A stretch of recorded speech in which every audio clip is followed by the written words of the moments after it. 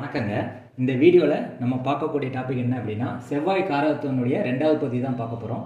செவ்வாய் காரகத்துவத்தில் இப்போ ஏற்கனவே 49 காரகத்துவங்கள் நான் சொல்லியிருக்கேன். இப்போ இதில் மீதியை பார்ப்போம். இதில் உடல் உறுப்புகள் சம்மந்தப்பட்ட காரகத்துவமும் சொல்லப்படலை. அடுத்து எந்தெந்த தெய்வத்தை வணங்கணும் அப்படிங்கிற காரகத்துவமும் நான் சொல்லலை.